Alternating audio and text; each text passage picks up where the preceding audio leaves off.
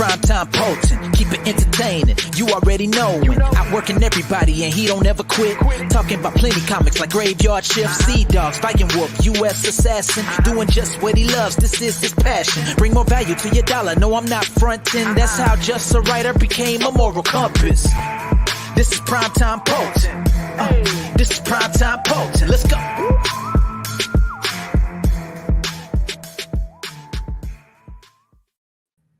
Yo, what's up, guys? Welcome to the Pod Gods. I'm the moral compass, Mark Poulton. With me, the main event, Phil McNulty. Phil, what's going on, man? Not much. Ready to talk some wrestling. We have some big news this week when it comes to wrestling. Final Thunderdome. I was going to say RIP, but that means I don't want to throw any disrespect to the loss of Mr. Wonderful, who passed away. There you go, Eddie, up on us. Hey, what up, Eddie? What up, Leandro? What's up, Leandro? What's up, Eddie? So I am into day 3 of having no air in my house in the middle of a heat wave in New Jersey. Anyone who saw me on Ethan Van Sciver's channel yesterday saw me all red and sweaty. I've just been hanging out in the basement. We Looking went out like Shane McMahon on the podcast. Yeah, there you go. Bring it back to wrestling. Yeah, my wife and I, we went out and we bought a portable unit to set up in the bedroom. So we, Where the real heat is. There you go. Well, actually, no, because it's like old school now, because it's the only cool room in the house. We got like Chase, 11 years old, sleeping in between us. So yeah, no heat going on. That's the face turn. Leandro says he's on the road right now. He won't be able to interact much, but get it and let's go. So, Phil, even though I'm like suffering through the heat, I had maybe the greatest moment of my life happen over the past few days. I don't know if you've seen this, but I've been made into a playable character in the WWE video game. I'm not going to lie and tell you I didn't see it, because I did see it. And B, I was super jealous. Whoever modded the moral compass in there, you need at least have me be the manager. I'll hype him up. So 6 a.m. Comics, he made me. He's been doing the CG Royal Rumble, so he's making all these Comics Gate creators. So he had me going up against my arch nemesis, Michael Bancroft, who called me just a writer. The nerve of him. But, you know, I'm going to play the video. We're going to watch me deliver the smackdown on him.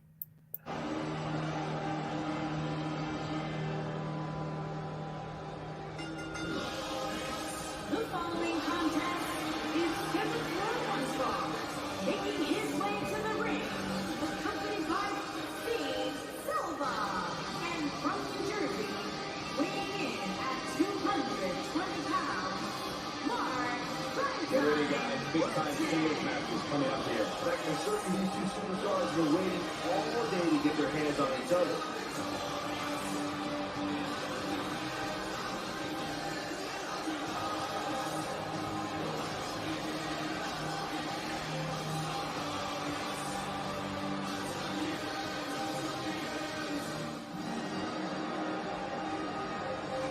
And his opponent, accompanied by Mark, and from Australia, weighing in at 220 pounds, Michael Van Rock.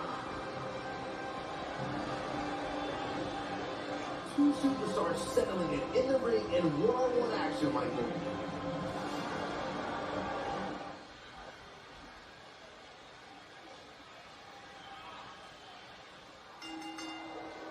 You can feel the electricity running through this arena. This is going to be some battle. One-on-one, mano-a-mano. If you haven't hit record yet, now might be a good time to do that. These guys are going to have a match you'll want. There he goes. Clothesline.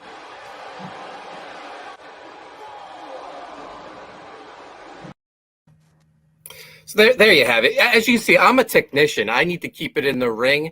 Bancroft, that cheat that he is, he has to take it outside to get the best of me. Playing, I forgot that we were doing the podcast for a moment there because I'm watching it and I was listening. I was because remember the old WWE games, you had to give yourself like a name and it would be like the Macho One, and it couldn't say names, but now you get your name in there. It's pretty awesome. It's amazing. I had the primetime Poulton Moral Compass logo on my shirt. My wife and son thought it was hilarious that I'm wearing the headphones. So shout out to 6 a.m. Comics. He killed it on that. And Eddie says, laugh my ass off. I love that Bancroft's legs say fairy bread. I was trying to figure out what that said on his tights. So there you have it. So before we get into Impact AEW, I saw some live wrestling over the weekend. Major League Wrestling, who have their weekly show on Vice. They also played on YouTube. They did a TV taping in Philadelphia at the old ECW arena. I went to it. It was a fantastic show. Sold out. No social distancing, no masks. Shoulder to shoulder people. It was great to be back and watching live wrestling. This is what wrestling is all about. Between Road Rager, the last day of Thunderdome, I think we're ready for the fans again. I think the WWE is definitely in need of fans, considering they're only about 400,000 viewers up above AEW. So yeah, closing the gap. I will say this. It pains me to say this, but the MLW show was so good. Their production value, I thought, was fantastic. It makes me think that they're probably the number 3 company in the U.S. Yeah, I see more pro wrestling sites covering MLW, especially with the addition of Cesar Duran, adding more of that Lucha Underground feel to it, which honestly was my favorite. That's one of the things that got me really back into wrestling again when Morrison left and I was still hanging on. I was like, oh, let me go watch this show. And it was awesome. So big props to MLW. Yeah, no, them adding Cesar Duran, a.k.a. Dario Cueto from Lucha Underground, basically as the same character. They say he's changed his identity, because he's done some things in the past, but he's there to find a place to build his new temple. It was a stroke of genius, I think, to just play off the ashes of Lucha Underground and incorporate it into MLW. They have Mills Muerta there too. And they had a bunch of Lucha Libre wrestlers at the TV taping, and the fans ate it up. They loved it. Lucha Underground is like the wrestling equivalent of Rocky Horror Picture Show. It was like Lucha Underground was thrown on El Rey Network, which I had at one time. I had like over 700 channels, 800 channels, but I did not get the El Rey Network. And then I just didn't discover it until it was on Netflix. And then by that time it appeared on Netflix, the show was already dead in the water. And that's when fans started to get back into it. So I'm glad MLW is taking full advantage of saying, all right, we're going to have our stars, but we're also going to bring in a little bit of history from another show that people actually found popular. Yeah, so just some of my takeaways from going to MLW. Hammerstone is like the guy that it seems like they're going to build the company around. He was fantastic. They did their equivalent of the Royal Rumble called the Battle Riot, and he came out rocking the red and yellow. When I saw that, I was like, there's no way this guy's losing. And the number one color combination if you know he's going over. Absolutely. And my other takeaway, I love the Von Erich brothers. They're Kevin Von Erich's kids. They were fantastic. They got a killer theme song that they come out to. That's a good one thing about MLW. Like all the wrestling themes, all the entrance music is top notch. All the little trons that they come up out to look fantastic. Also, it was the return of Eddie Edwards' partner, Davey Richards, and he looks fantastic. Do you think it was because it was a live show and you had fans and just the whole sort of buzz around it that it made feel more ahead of Impact? Because Impact does have the names, right? Yeah, they definitely have bigger names, but I just feel like, well, Impact hasn't been in front of a crowd in forever. And they're going to just a Slammiversary this weekend. Mm-hmm. They're going to be up in front of, I think maybe 100 fans or so. They said that they're letting in. So it's cool, but I mean, this was a packed ECW arena. There was just a lot of excitement in the air. Mm-hmm. And I think, Cesar Duran was a big part of it. He had the crowd eating out of his hand.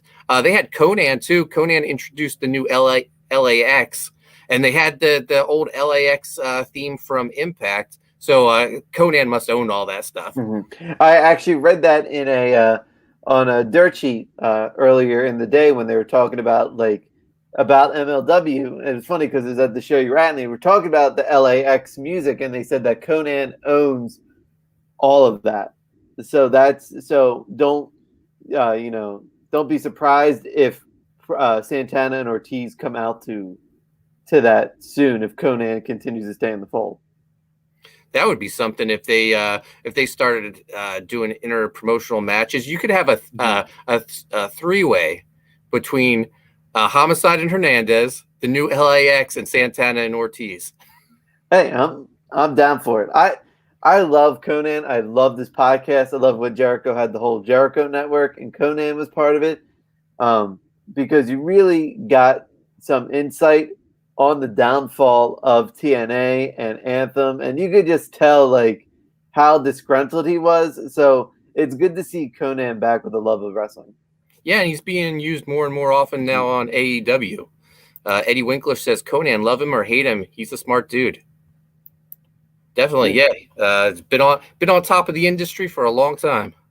It's funny because those guys who worked in that generation of wrestling, I've seen the 80s wrestling. I've watched it. I have my cousin's VHSs back in the day. I watch it on the network back in the day when it first came out. I wanted to see all this stuff and just sort of watch it in chronological order. So my golden era is always going to be the Attitude Era, just because that's what I grew up with. It's what got me into wrestling. But man, everyone, whether you're in ECW, WWF, WCW, you knew how to get yourself over, it's funny because you're seeing those guys now getting these guys over. Like Jericho is getting the whole inner circle over, right? Conan got LAX over in a company that was just drowning and dying.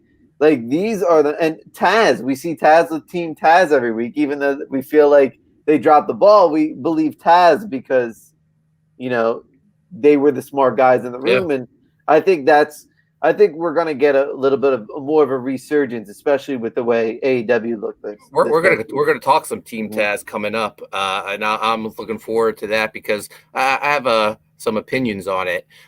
So you ready to get into? Well, actually, before we get into some Impact in AEW, I just want to remind everyone: Viking Wolf has 2 weeks left. I just want to play the video for anyone who on the fence about it. 2 weeks. I'm so proud of this book. It's a beautiful book. It's all done actually. Ryan Onorado, my pre-press guy, is starting to put all the files together for me. So when this campaign ends, we're going straight to the printer. So check out Viking Wolf. There it is.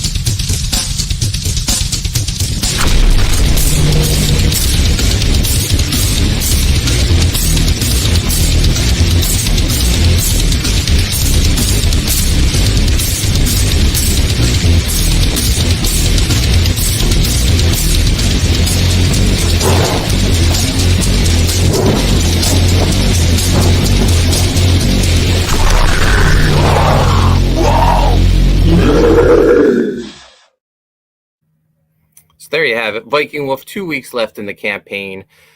Now on to Impact Wrestling. I think, Scott D'Amore, he's been listening. He knows we've been a little hard on them the last few weeks. So he started off giving us what we love. He gave us Brian Myers against Jake something. Sam Beal's out there with Brian Myers taking notes. And if Brian Myers loses, he will admit Jake something is professional.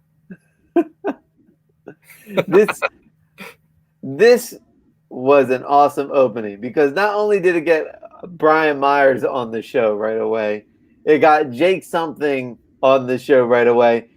And was I seeing things? Did Jake something win? He did win. And Brian Myers, he acts like he's good to say it. He's taking his time though. Sam Beal comes in, hits him from behind, and hits Jake something from behind, and they beat him up. So Brian Myers, he gets out of it, but who comes in to save Jake something? A returning Matt Cardona. He's back from his vacation in Hawaii. He runs off Sam Beal and Brian Myers. They haven't announced anything at Slammiversary, but I have a feeling it's going to be. What do you think? Is it Myers versus Cardona again, or is it Myers and Beal against Cardona and something? It's gonna be Beal and Myers versus Cardona and something, and you're gonna get. Well, I think it's gonna be a heel turn. I think you're just gonna get badass Matt Cardona. I think you're getting shares. I think you're getting a turn. I think because I think Matt Cardona is loving his heel turn on the indies. I think he wants to get people to throw trash in the ring type heat, and I'm hoping it happens. Yeah, speaking of heel Matt Cardona, that's my next live event I'm going to GCW in Atlantic City to see Matt Cardona take on Nick Gage in, I think it's a death match. I believe that's what the stipulation is for the GCW world title. So I'm looking forward. I'm going all Matt Cardona up in my gear. We'll see if I survive. I'll record a documentary while I'm there. In case I don't make it, you'll have the footage. These are my final words. It's like a Blair Witch project. My final words will be woo, woo, woo. And then you get trampled. Yeah. Welcome to the pod god. So match number 2, Deonna Purrazzo defending her Knockouts championship against a new contender. I was looking forward to this. Someone new to the women's division, Lady Frost, who I've heard a lot about on social media. And her look is fantastic, but they made her look like a complete jobber. This was terrible. Lady Frost is awesome. I don't care what. There's no way she should have jobbed. How many times have I talked about squash matches being way too long and we need fast squash matches? This wasn't one of those times where you needed a fast squash match. Lady Frost should have been the one beating someone in a squash match to build her up. Right. Or maybe get the surprise victory. Maybe it's not a title shot and it's a stupid roll-up, and maybe Deonna Purrazzo has someone who she can beat, and it's just this young gun that comes in and pins her with like a schoolboy all the time. I thought that would have been an awesome way to go, but Scott D'Amore needs to listen to the show more. So Purrazzo gets the win, and she is going to face a mystery opponent at Slammiversary. Gail Kim comes out and tells her, who do you think this is going to be? A lot of people are saying it's the return of Mickie James. Yes, probably is Mickie James. I think probably goes over too. Yeah, it feels like it's a Slammiversary trend is that whoever the female mystery opponent is wins it. So Chelsea Green just signed with Ring of Honor. Mm-hmm. Chelsea Green is Deonna Purrazzo's best friend. What if she has a deal where she can work other promotions and she's the mystery opponent? That would be a good storyline. That would, but no, I don't mean this in any disrespect. Do you think Chelsea Green has that Matt Cardona work ethic to do it? I don't see it. I'll tell you what, Personally.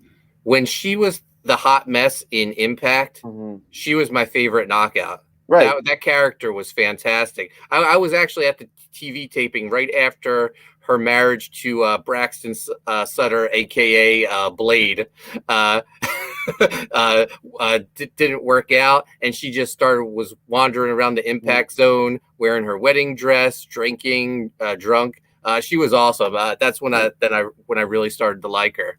So fingers crossed. I would love for it to be her.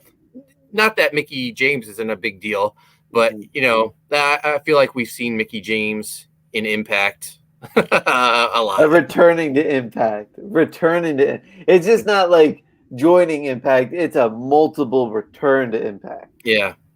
Eddie Winkler's taking off. Thanks for joining us for a little while, Eddie. So next up, we have Swinger's Palace. The return of Swinger's Palace, except Swinger and Johnny Bravo aren't there. But Chris Sabin likes the place so much, he's just going to hang out. And he's flirting with Swingerella number 2, probably the best looking of the Swingerellas. This, I got to give it to you.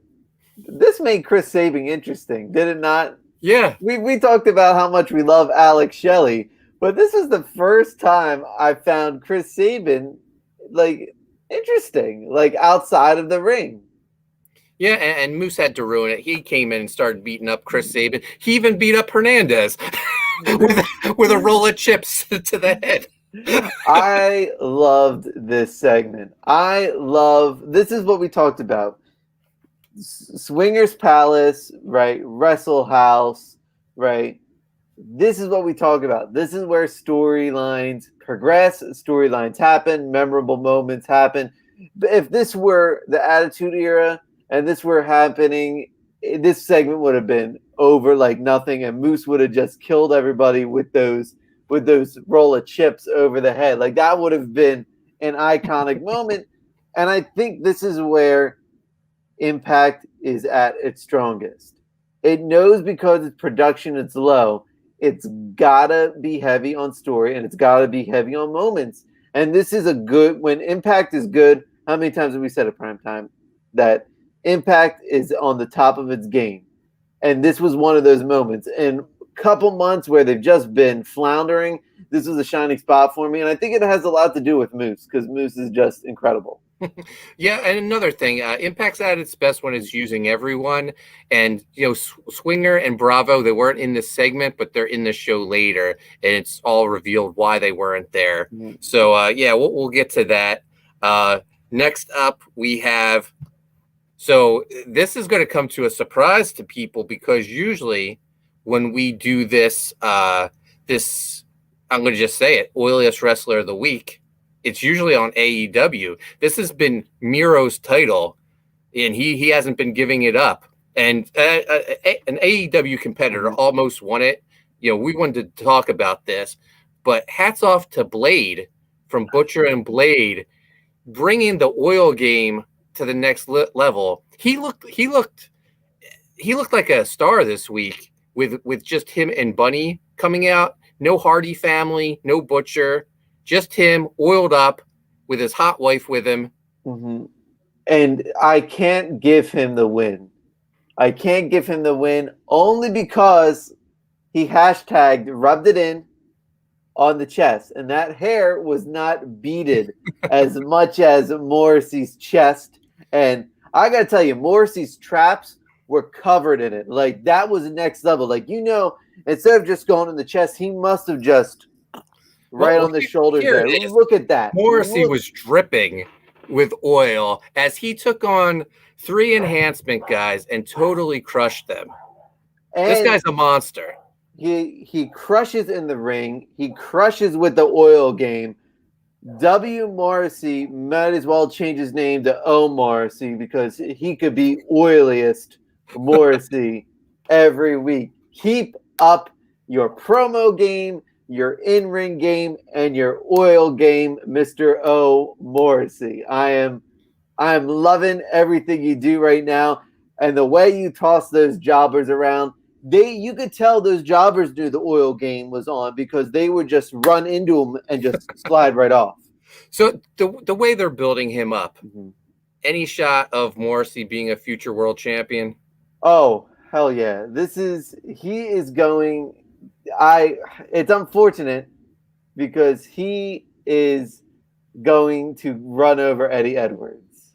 Like Eddie, and this is going to be Morrissey's like shot to the top. He's just going to take down a few more faces between and as soon as Omega drops it to whoever he's going to drop it to, it's all said and done. He's your next champ. It'll be interesting to see. You know, I'm afraid you're right about Eddie Edwards.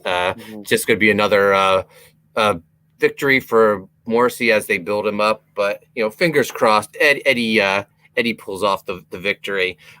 We go backstage. We have Don Callis talking to, I believe he's talking with Gia Miller, and he's saying how Sami Callihan had attacked him, and he's been taken away by the police. They showed some of the video. Someone who looks like Sami Callihan did attack him. We'll get more of that later. We go back to the ring. Match 4. We got Susan and Kimberly versus Havoc and Rosemary. Havoc and Rosemary are on their way to a knockout tag title match with Fire and Flavor. So no surprise there. They get the victory. I will say this, though. You know, I wish my wife looked at me the way Havoc looks at Rosemary. When they won and then they like stared at each other, you know, Rosemary does her crazy, mad woman smile. Havoc, I thought they were going to change the direction of this storyline for a second, the way Havoc was eyeing Rosemary up. Listen. We know Rosemary's a star. Great entrance music, great gimmick, great mic skills, great in-ring work. Oh my goodness. But Havoc, her and Havoc, I hope win these titles because this is going to be a lot of fun between these two. And I hope we get more of it. Like, remember my knock on Havoc was that she upstayed, like she's too big of a star to be tagging with Nevaeh. I am so glad that I think someone up there listened to our podcast and said, you know what? Yes, Havoc does need someone more on her level. And Rosemary, this is perfect. And I hope we get more buddy like destruction stuff after they win the titles. Leandro, he wants to know who had the out of nowhere move of the week. Well, AEW. He's gonna have my out of nowhere move of the week happens on AEW. Well, the Impact out of nowhere move of the week comes up next.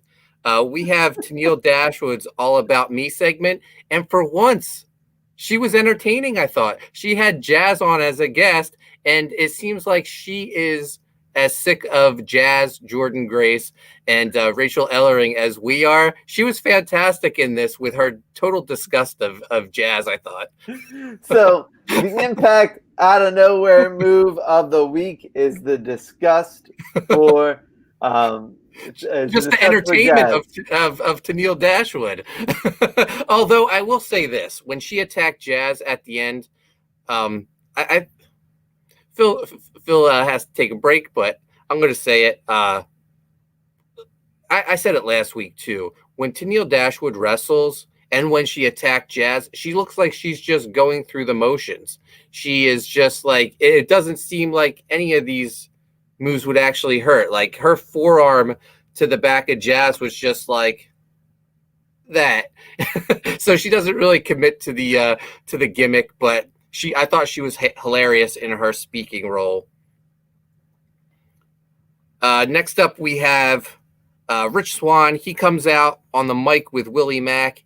He says he and Willie, that they want Violent by Design. They want the tag titles. Then Fala and TJP come out. They say they want the tag titles. And then that leads to Violent by Design coming out. But before Violent by Design can address TJP, Fala, and Willie Mack and Rich Swann, the Good Brothers come out. And they say they're the only real tag team in Impact. They run the tag division in Impact. And it doesn't matter who wins the titles. They're going to eventually be the champions. And that brings out Tommy Dreamer, who says at Slammiversary, they're going to have a 4-way. Good Brothers versus Violent by Design versus Rich Swann, Willie Mack versus TJP and Fala. But first, we're going to have a 4-way between the single competitors. So you get Rich Swann, TJP, Carl Anderson, and Cody Deaner in a match. Phil just told me he had to step away for a second. So hopefully everything's going okay with him. But I'll continue through Impact.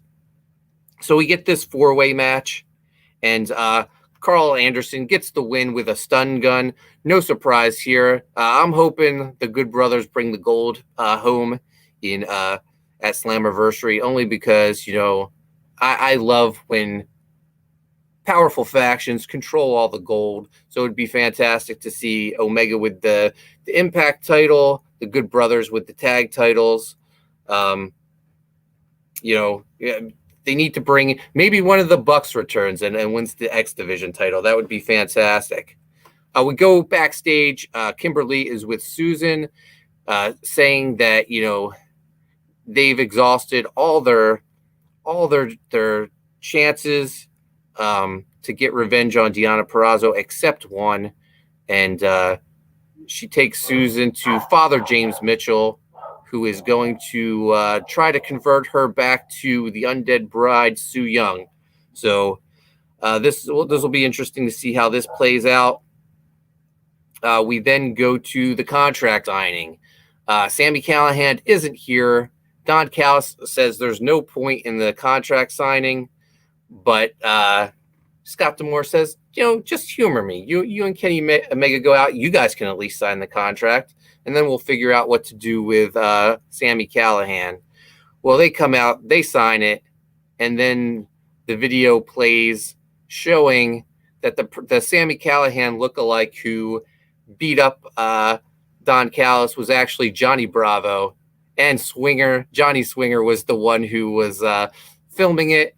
So they're exposed. Sami Callihan comes out. He beats up Kenny Omega, power bombs him through the table, signs the contract. It's official. Kenny Omega versus Sami Callihan this weekend at Slammiversary. I'm looking forward to it. I think this was a nice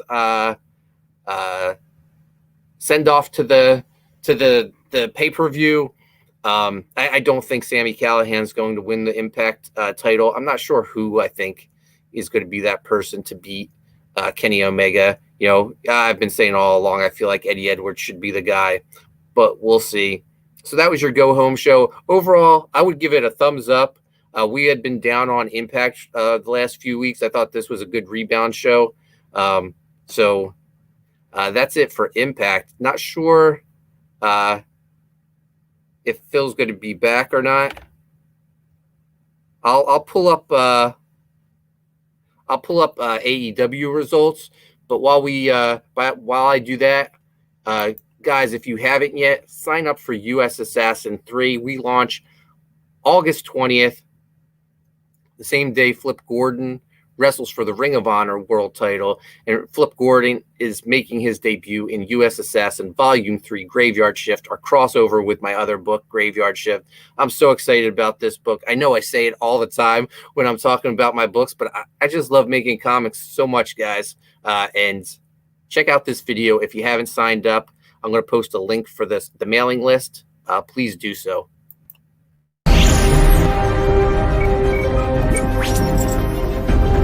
I'm the mercenary, Flip Gordon.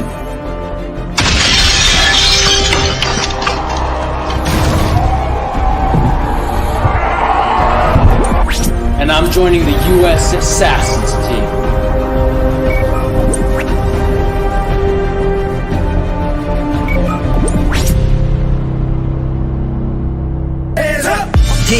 this is U.S. Assassin. They bout the action, ready to make it happen. Yeah, this is the elite government task force. Whole team is official. What more could you ask for? Yeah, this is U.S. Assassin. You don't want drama. If they pull up, they blasting. Monsters of the graveyard shift.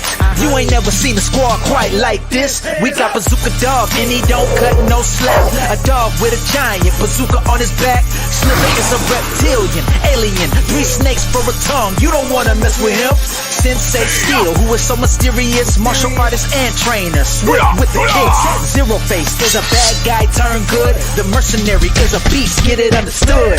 Takeout is a fast shooter, fast draw. Kirby is the Lone Ranger, but she hits hard. Lieutenant Rape, second in command. Yes indeed, who's the brains of the team? A super ninja at the lead. Yeah, hey, this is U.S. Assassin. Yeah, this is U.S. Assassin. Let's go. There you have it, guys. U.S. Assassin, Volume 3, Graveyard Shift.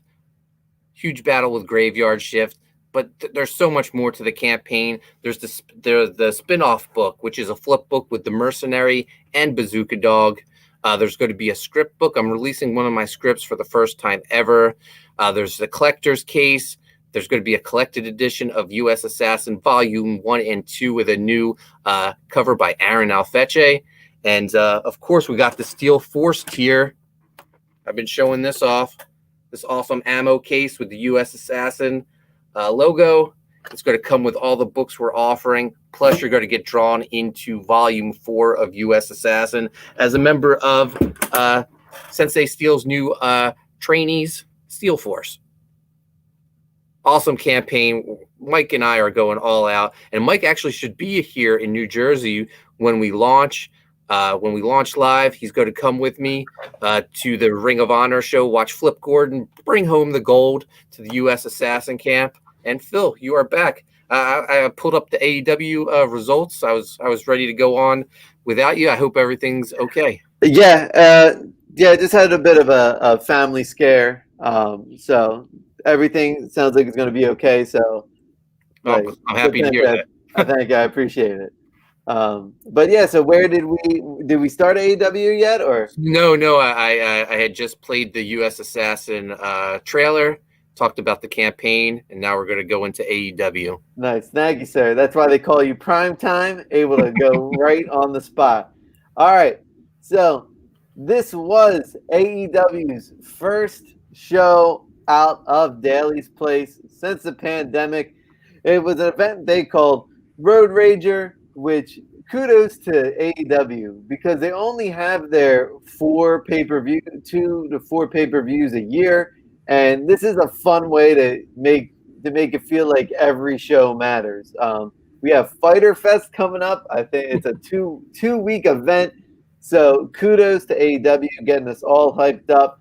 And I don't think there's anyone who gets an AEW show hyped up more than Cody Rhodes between his entrance, his look, his intensity, and then the bell rings. But he went up against QT Marshall in a South Beach strap match, which saw Rhodes defeat his nemesis. So I guess there goes a win for the Nightmare family over the Factory. And Cody Rhodes with Arn Anderson defeating QT Marshall with Aaron Solo and Nick Camarado. That's QT Marshall to you. Sorry. I figured if Cody Rhodes can beat him, he lost to Marshall. Cody comes out in his gear looking like Great American Bash 89 Sting, red, white, and blue. You got to tell me at some point Sting and Cody are working a program and Cody's going to actually get the replica gear to wear. This, at first, this is what my mind went to. At first, I'm like, oh, look at him with the Clubber Lang getup. And then I thought, oh my God, that's the Sting getup. So this is the whole reason why Sting's in AEW, in all honesty. I think it's because Cody just wants a match with somebody else. Yeah. So do you think now that I would say this feud is officially over, is QT just sort of relegated to like dark with the Factory? Yeah, I'm pretty sure. Can you take over for a moment? Sure. Cool. So after this match, we get Sean Spears backstage talking some trash. Sammy Guevara hits him with a chair, sets it up, sits down, and says, "Gotcha, bitch." After the break, we have Tony Schiavone introducing Kenny Omega. Kenny's rocking the, I don't know if it's either Harley Race or Evolution Triple H mutton chops with the connecting mustache. I love it, though. He looks great. Fans are getting on Don Callis chanting, "You got fired." And he says he didn't get fired. Real men, he said real men don't quit. They get fired. So he's owning up to the fact that he got fired. So they're out there. Dark Order comes out. Evil Uno. He approaches Kenny Omega. And he says, he asks the questions, "Why are you ducking Hangman Page?" And Kenny Omega says he has a question for Evil Uno. And he says, "What's the capital of Thailand?" We all know what's coming. Bangkok. He kicks Evil Uno in the balls. And that starts a brawl between the Elite and the Dark Order. Dark Order's getting the worst of it. And then Hangman comes out. Kenny Omega runs off scared after Hangman pretty much takes out everyone in the Elite by himself. So we're getting it. We're getting to it. Kenny Omega versus Hangman Page. It's coming. And I'm looking forward to it. This has been, how long in the making, man? Over a year. This is long form storytelling at its best. I really like it. We have JR sitting down with Ethan Page and Darby Allin. JR is basically saying how he's kind of sickened by both of their actions, and how just like violent everything's getting to him. But it's all leading up to a coffin match between Ethan Page and Darby. Page says he's plucked Darby Allin out of obscurity, and next week we're getting the coffin match. Match number 2, FTR and Wardlow with Tully Blanchard versus Jake Hager, Santana, and Ortiz with Conan. There's Conan again. He's in MLW. He's in AEW. He's all over the place. And like I said before, I feel like with Conan accompanying Santana and Ortiz to the ring, I think we're starting to see the breakup of the Inner Circle. It's eventually going to happen, and the Pinnacle is going to be the reason for it. Johnny Cage says, "I'm not saying Darby needs a mouthpiece, but boy, his mic skills could use some work."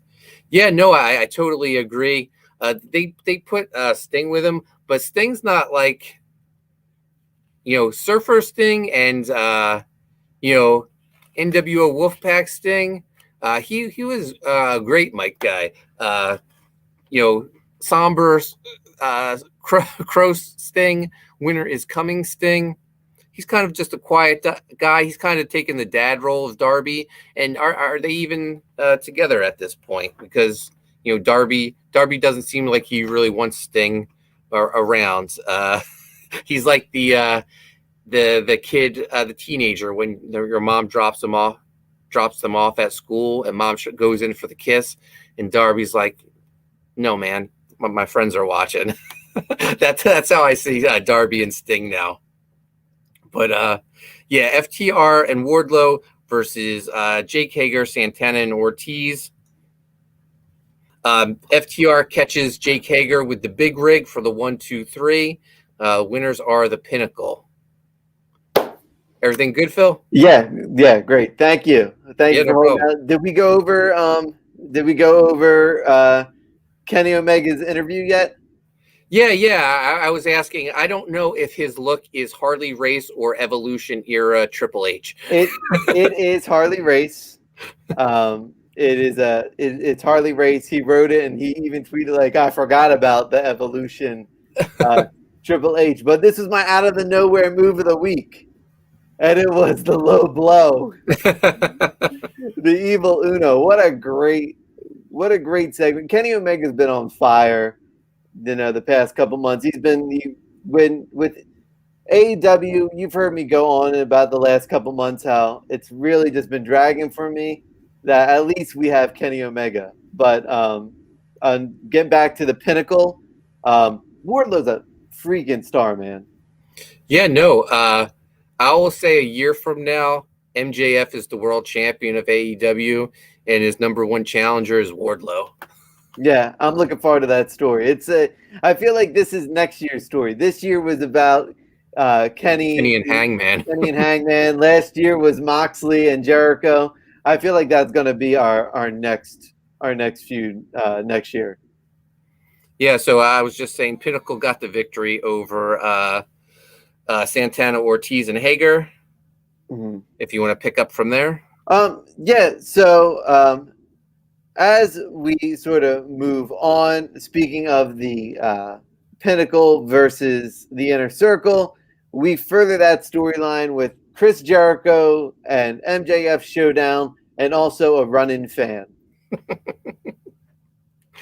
Yeah, Jericho wasn't shy about taking a swing at the guy either. Every Jericho book that I own, whether it be Best in the World, right? Whether it be knows a 4-letter word, even Lion's Tale. Every book he writes about a fan who runs in, and he says, if you run in while I'm cutting a promo or while I'm doing something, I'm going to punch you as hard as I can, and I'm going to go out of my way to do it. He went out of his way to just potato that guy in the face. It was hilarious. Did you see the guy posted on Twitter to Jim Cornette?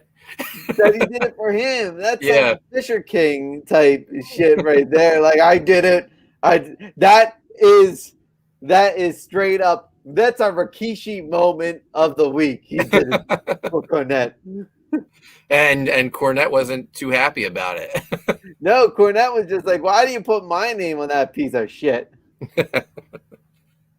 So I will say I like Jericho's babyface look that he's rocking right now.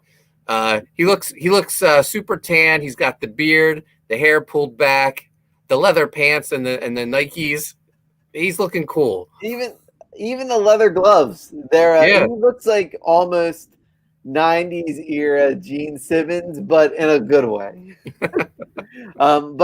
Once again, we're getting more of Jericho and MJF, which led to good continuity because MJF brought up what Jericho did to Moxley, having to go through 4 opponents. So it's going to be the same thing for Jericho. He accepted the terms with a handshake and a Judas effect right to the face. And I thought MJF sold it well. Mm-hmm. And MJF, I don't know who is mini Jericho. Is it MJF or Sammy Guevara? Both of them are really on top of their game. Maybe that is the feud. Maybe it's going to be MJF and Sammy for the title next year. Yeah, there's so many directions you can go. I think there's no doubt that MJF's going to become your heel champion at some point. Right. But the challengers that you can line up, the future's bright. You got Wardlow, Sammy, Jungle Boy, Orange Cassidy. I could definitely see an Orange Cassidy MJF feud. Oh yeah, I think that is ultimately who Orange will take the strap off of. As much as I wish he would take it off of Kenny, I think his championship reign will come after MJF. But maybe another future AEW champion, whether it be the TNT or the AEW title. Andrade El Idolo made his debut versus Matt Sydal, in which I didn't realize that he was a big Batman fan. I loved the black mask gimmick. No one knew what it was, but I think we knew. I knew. I was like, oh, here comes the C&D his next week. Bro, hey, if I can be working for a division of Warner Bros. And get a C&D from Warner Bros., then I think Andrade El Idolo will be getting a C&D as well. But he ends up beating Matt Sydal in a squash match that took a little bit too long. But the presentation of Andrade is something I like. I like the fact that it's not coming out with a real heater. He's just coming out with goons. Yeah, so not only does he have Vicky Guerrero with him, but he has like I don't know, I wouldn't say a butler, but I don't know, assistant or someone. What's Ricardo Rodriguez doing? He could be as a ring announcer. Yeah, They could be that, and then Big Show will come in and be like, "We got unsettled business, punk," and he'll beat up Ricardo Rodriguez in front of Andrade El Idolo while he's got one arm trapped in the rope. It writes itself. But yeah, no, he looks like a superstar. So that's another person that you could put in the potential future world champion category. and we get another one with Arn Anderson delivering a promo. I didn't see this coming at all. This was total awesomeness. This the Tommy End, formerly known as Aleister Black, released a video early Wednesday talking about how he was Malachi Black is his new name, and he talked a little bit about the eye, which showed you that it was from when he lost his eye in WWE with the whole Extreme Horrors aftermath. But this was awesome, and the fans sold it like hell. I think they were as shocked as we were, and they made Malachi Black a star, and that's what returning fans do. They make even people who don't know who he is, or just like this guy from WWE, they made him feel like a star, because I think we know he should have been a star, and this is one of the worst handled cases that the WWE has ever had. What do you think about his first feud being with Cody? He better go over. He better go over. And I don't want Brody Lee going over. Like, I go over and then just for you to return and go over me. I want Malachi Black to absolutely just beat Cody Rhodes every chance he can and just move him on. Hangman versus Black would be an awesome match. Can you imagine Hangman going in as the champion, going in for the buckshot, and as he rolls in there, Malachi just sits right in the middle of the ring and he like whiffs over him? That would be a moment right there. We're writing it for Tony. Tony, jot these notes down. This is going to be exciting. I am stoked. I'm getting goosebumps right now just picturing Malachi Black. And I'm going to shout out somebody in particular. I'm going to shout out my brother Patrick, who a few years ago when AEW was just starting up, he was in a heated conversation with one of his fiance's best friends. And she said to him, she loved Aleister Black. Had him on the back of his back of her phone. He was the lock screen for her. He was everything to this girl. And my brother said Aleister Black ain't shit while he in AEW. He can't even hold a candle to Kenny Omega. And Aleister Black's wishes he could get cut just to go to AEW. Well, shout out to my brother Patrick. You called it years in advance. I give it to you, my brother. But next up, we get our main event. It's main event time. We get a street fight for the tag team championships. This is what the Young Bucks do best. You skipped a couple of segments, Phil. Okay, go ahead. So we get Ricky Starks in the ring with his new Starks security force, and Team Taz comes out. Taz is yelling at him like, "What are you doing?"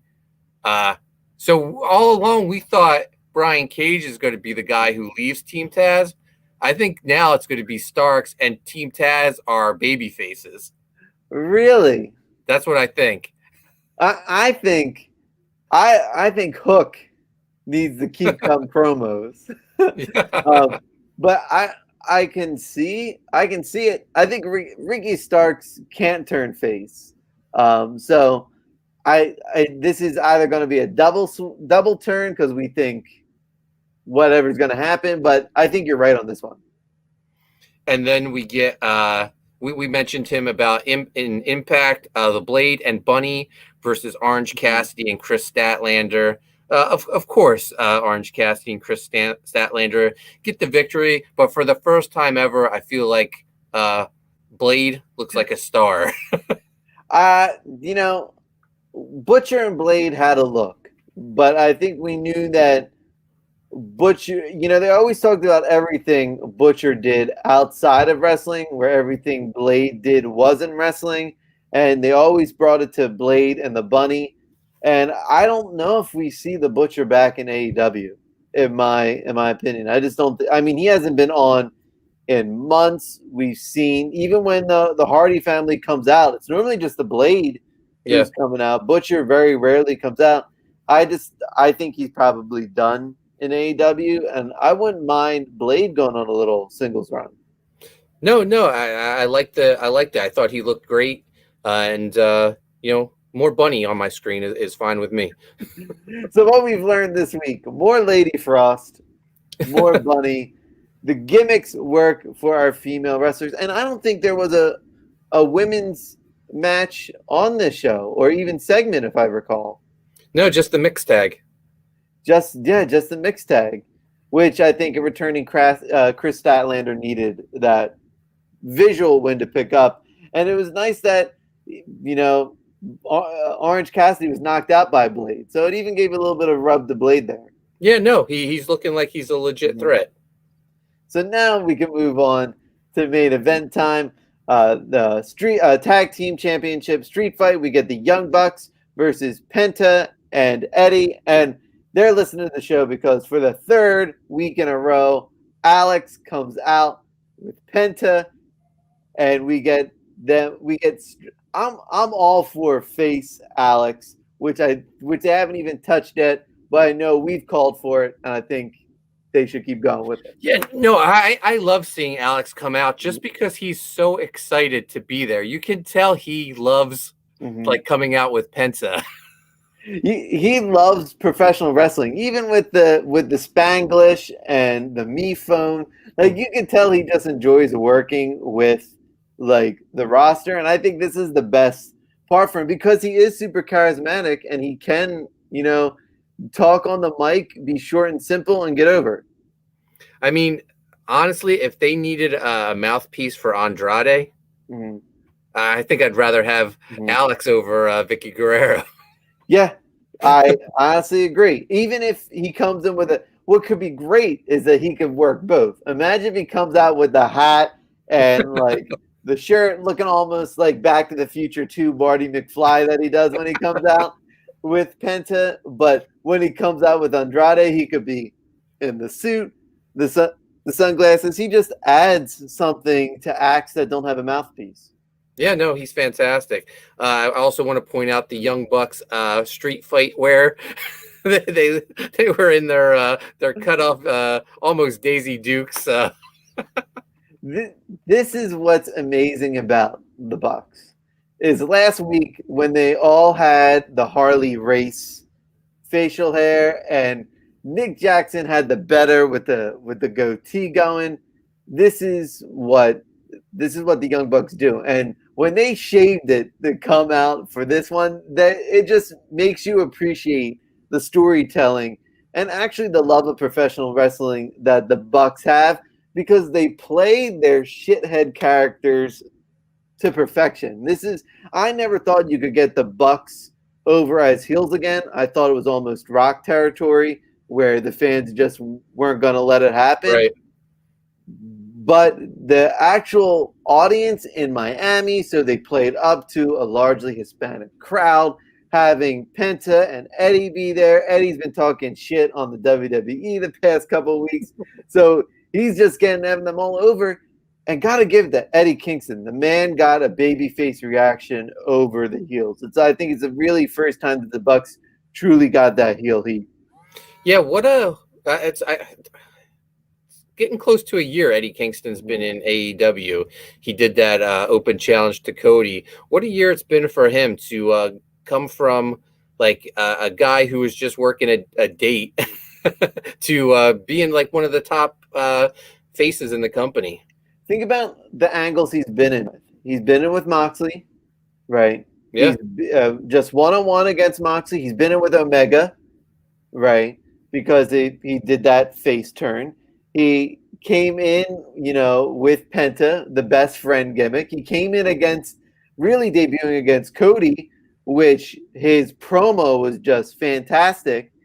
And he's he's the open challenge guy that's made the most of it. Yeah, we won't mention that he also managed Butcher and Blade. No, we kind of cut that bit out. But I love face Eddie. I think he's better than heel Eddie. Yeah, absolutely. Blue collar guy that the fans can get behind. I remember another blue collar guy that the fans really got behind. Drank beer, kicked a lot of ass. Stone Cold Steve Austin. And calm down, Marks. We're not saying that the Bucks are the Rock or Kingston's the. It's just for your frame of reference. Yeah. But the match ended when both the Jacksons put thumbtacks in Kingston's mouth, gave him a nasty super kick, and ended up getting the win. Yeah, that was awesome. That was you always like when you put a new twist on things. So the thumbtacks in the mouth, then the super kick, really nice touch. It does prove that there's nothing that the Bucks are doing right now that is bad. And this is after we trashed them months ago for that weird heel turn backtrack. Yeah. Shit. Right. We even sort of, bash him a little bit on the whole Hangman front when it came to, because Kenny and Hangman were getting over as the baby faces, and they sort of tried to force to be a heel when they really didn't. And this is on fire storytelling and in-ring work from the Bucks. It's AEW pulled out the stops for the show. Yeah, no, I'm really loving the heel elite. We're getting more of the Good Brothers on AEW. Carl Anderson's going to go up against Moxley for the U.S. title. So, that match is going to be on fire. I cannot wait for that match. Any chance Anderson wins it? I think there is a chance, only because he is beloved by New Japan. Yeah, I think Moxley loses. And I think this will set up. I think Moxley's new feud will probably be against the Good Brothers, right? Maybe outside of Kenny Omega. But I can see this is moving, or maybe someone comes in and interrupts Moxley and costs him the match. Who that is, I don't know. But I think this is good for. I think this is great for the Good Brothers, and I think it's actually really good for Moxley, who hasn't been on the show in about a month. Yeah, but you could have the Good Brothers winning the Impact Tag titles at Slammiversary. Mm-hmm. Carl Anderson wins the U.S. title, and then just look at all the gold in the Elite. I said it when we were doing Impact, but I love when the big factions have all the gold. Right. It's been a while since it's happened. Yeah, I think. Yeah, you could even have one of the Bucks return to Impact and take the X Division title. Hey, what if they split it? It's or they retire. They're just like, oh, this thing, you can have it back. But that would be a returning Jeremy Buck wins the X Division title. Oh my God! Returning to the Impact Zone. But that ends Road Rager. Very entertaining episode that I think Cody kind of knew. Is Cody just know that his angle he was in was shit and they needed to get it out of the way first, or do you think he was just like he was doing a solid for his friend, and he was like, all right, I need to work in more high profile stuff now. So Road Rager is really good because I think It sets up new stuff for Fighter Fest. Ending story. Fighter Fest is probably going to be the end of the Team Taz storyline. Probably the end of whatever Omega's doing. So really, after Fighter Fest Night 2, it looks like we're going to get a nice refresh button, almost like post WrestleMania show. Yeah, I don't know if you saw this, but Buddy Murphy's first match has been announced since his release. He's taken on Brian Cage at the ECW Arena. Oh, Buddy Murphy's spectacular. Yeah. We have him Impact. We're gonna have to go back to that episode and see where the roster cuts ended. But we totally nailed the Aleister Black call. That was probably the easiest one. Yeah. Oh, yeah. Absolutely. I just didn't think it would happen as soon as it did. I guess the word on the street is when he got moved from NXT to the main roster, they never updated his contract to a 90-day no compete clause, and he knew it. And he said in an interview he did not let anybody know about that. Yeah. Because he just knew in the back of his mind that worst case scenario he gets let go and he could go for that 30 days. But that was a genuine surprise. This is a really good episode of AEW. I was thoroughly, as they say, sports entertained. Do you think there's going to be any surprises at Slammiversary this weekend? Well, the mystery opponent probably going to be Mickie James. But I don't really see, because I think Samoa Joe's off the board. That's who we were fingers crossed was going to be the guy. Because if Samoa Joe returned to Impact, that was the guy that was going to beat Kenny Omega. It wrote itself. Impact legend. And Braun Strowman already is fueling up dirt sheet rumors because he's been jawing with Wardlow over social media. So Strowman, the only one who could afford Strowman, I think, would be AEW. I don't know. No one else can afford him unless he goes back to the WWE. But I don't see any surprises this weekend for Slammiversary. Maybe Alex Shelley. Maybe Alex Shelley returns. I think he's probably good now that he's probably vaccinated. Yeah. His clientele's probably more vaccinated. So I think probably Mickie James, a returning Alex Shelley, and that's about it. I don't see any of the other. Maybe the Iconics come in there and cost Rosemary. Maybe they confront Rosemary and Havoc after they win the titles. But those are the only names I could come up with. Yeah, it'll be interesting. Last year's Slammiversary, I would say, is responsible for us going all in on this show. We just had so much fun watching it, so it'll be great to see. Fingers crossed that there's at least some surprises.